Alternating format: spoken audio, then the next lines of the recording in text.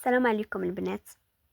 تخيلوا معايا تكون عندك اعز وحده في حياتك، كتسوليها على كل شيء، كتحكي ليها اسرارك وكتسل فيها الفلوس وكتفرحي ليها فاش كتنجح اكثر ما كتفرحي لراسك، وفي الاخر تكتشفي انها هي اكبر عدوة ليك وكانت كتقرب منك كل نهار غير باش تأذيك.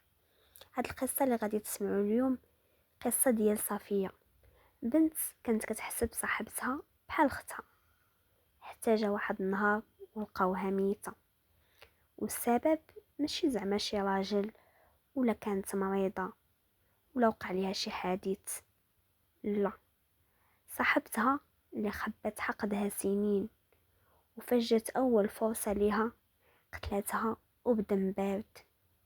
خليكم مع القصة.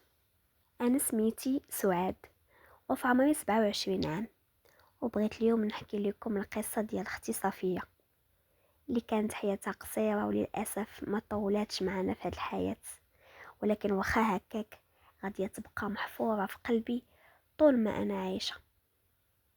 كنا ساكنين في واحد الحي شعبي نقي وزوين ومتواضع في كازا، دارنا صغيرة على قد الحال ولكن عامرة بالحب والحنان، كيجمعنا الضحك واللمة العائلية.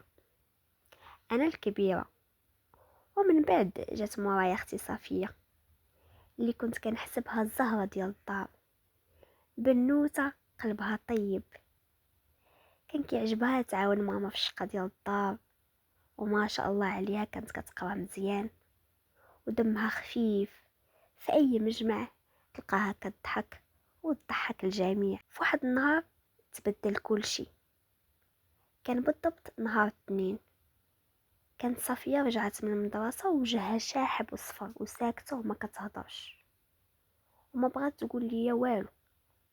قلت لها واش مريضة ولا مقلقة، ولكن انا حسيت بشي حاجه ماشي هي هذيك. قلت مع راسي يمكن عيانه، ولكن العيا ديالها ولا كيتعاود كل نهار، ومعاه بداو كيجيو اعراض ما كانتش في بالنا. صفيه ولات ما كتاكلش، ولات كتشكى من الام في المعده ديالها، وفي النعاس ديالها ديما كتغوت وكتبكي بلا سبب. ماما كانت كتحاول طيب لي هذاك الشيء اللي كتبغي، ولكن اختي كانت غير كتذوق وكتمشي تنعس. ديناها للطبيب العام وقال لنا البنت مضغوطه نفسيا يمكن من القرايه، وعطاها غير شي فيتامينات وقال لنا خاصها ترتاح. صافي مشينا للدار، ولكن المسكينه ما كانتش مرتاحه، بالعكس ولات الحاله ديالها كتسوء نهار على نهار ولات كتضعف قدام عينينا. انا قررت نهز راسي ونقلب على السبب، لان انا ما كنتش مرتاحه نهائيا. واحد النهار وانا كنخمم بيتها لقيت واحد الكتاب في وسط حوايجها، بحال شي مذكرة كتكتب فيها بزاف ديال الحوايج، ولكن اللي صدمني هي الرسالة اللي كاتبة في الاخر. كاتبة بغيت نعيش بحالي بحال اي بنت، ولكن ماما ما خلاتليش الفرصة، كانت كتحسدني على كل شيء حتى على الضحكة، واخا انا كنت كنحسبها اعز صديقة ليا وكنعاود لها كل شيء وهي ما كانتش كتبين ليا. وبقيت مازال كنقلب في الورق على الله لقى شي حاجة اخرى. شويه وانا نلقى واحد التهديد مكتوب بخط اخر، مكتوب فيه غادي نخلي حياتك جحيم. وفي هذاك الوقت تاكدت ان اختي كانوا كيأذيوها عن قصد. مشيت عند صفيه وواجهتها وقالت لي الحقيقه وهي كتبكي. قالت لي يا سعاد، في نهار من الايام كنا في القسم، وداك الشيء ديال انني كنجاوب الاستاذه ونشد النقط اكثر منها خلى مروه تحسدني. كانت كدير راسها كتضحك، ولكن في الحقيقة كانت كتبغيني نطيح. وفاش درنا النشاط ديال القسم جابت معاها عصير وقالت لي هاد العصير راه ديالي وهاد الشي جبتو لصحاباتي، هاكي شربي نتيا هاد العصير. شربتو انا ما عارفه والو، ومن داك النهار وانا كنحس بالالام في الذات ديالي، وبدات حياتي كتولي جحيم. دينا صفيه المستشفى ودرنا ليها تحليل عام، فحص شامل، ومن بعد 3 أيام جات تقرير أن صفية عندها تسمم بمادة سامة وضعيفة، ولكن غادي تبقى مستمرة التأثير ديالها. تصدمنا كيفاش طفلة كتقرا مع اختي دابت فيها هكا. رفعنا شكاية للشرطة، ولكن مروة كانت طفلة قاصر. العائلة ديال مروة كانوا ناس أغنياء.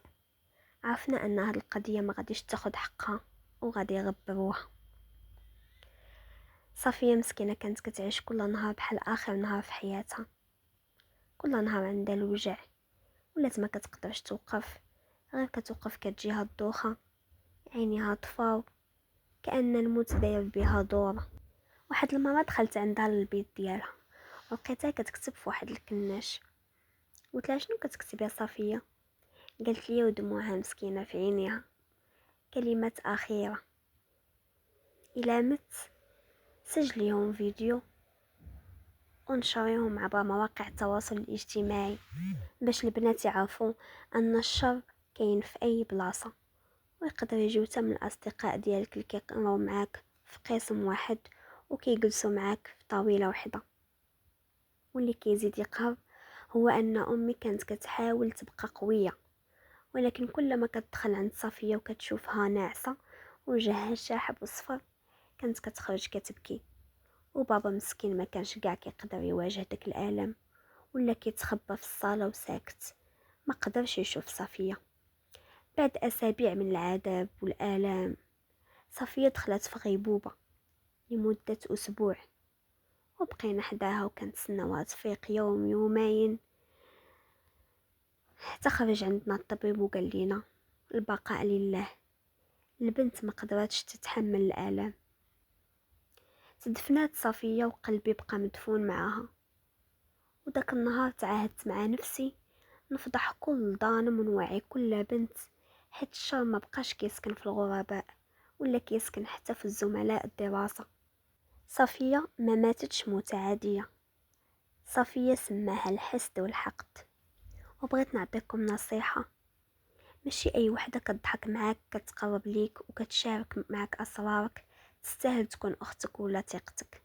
صفية كانت كتقول لي صاحبتي بحال اختي، لكن في النهاية الأخت المزيفة كانت هي السبب في موتها.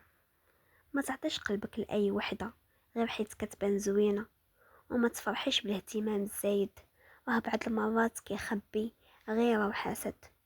خليك واعية وراقبي التصرفات، لأن العدو ماشي دايما كيجي من برا، مرات كيكون نايم حداك كيسولك كي دايرة وهو كيخطط باش يدمرك.